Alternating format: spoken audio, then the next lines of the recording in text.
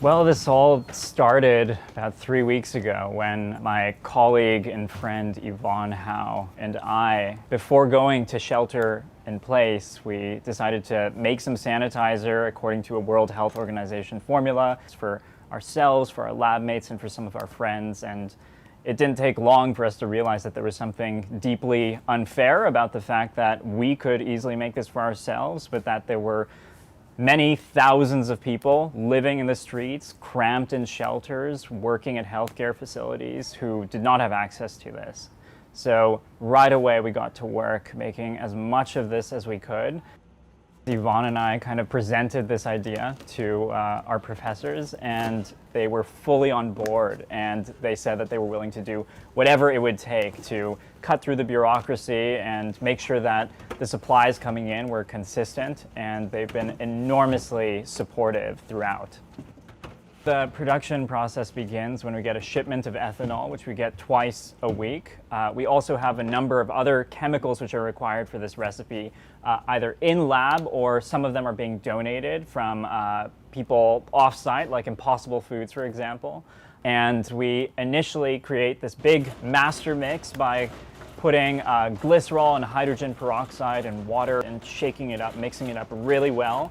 And then we take our ethanol and we denature it, which is basically just a term for making it undrinkable, using some isopropanol.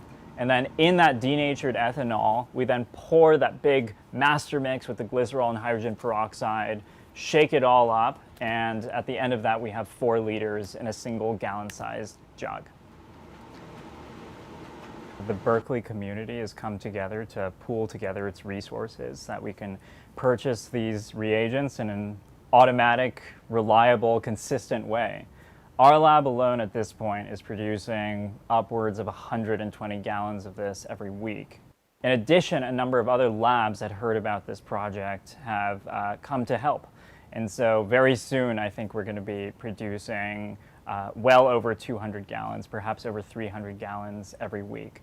And this distribution team made up of dozens of very brave, wonderful volunteers will show up at the drop of a hat to pick up supplies that we give them and hand them out to the shelters, the hospices, elderly care centers, healthcare centers, wherever it is that these things need to go. When we discovered that a number of sheriffs and wardens in the San Francisco County jails had tested positive, that day we immediately shifted all of our supplies to make it so that the next day we could make a big delivery of this stuff to every single county jail inmate in San Francisco. So when you have that kind of ability, you want to exercise it, you want to help as many people as you can. So it's been an enormously gratifying, exhausting, but very fulfilling thing for, I think, all of us to engage in.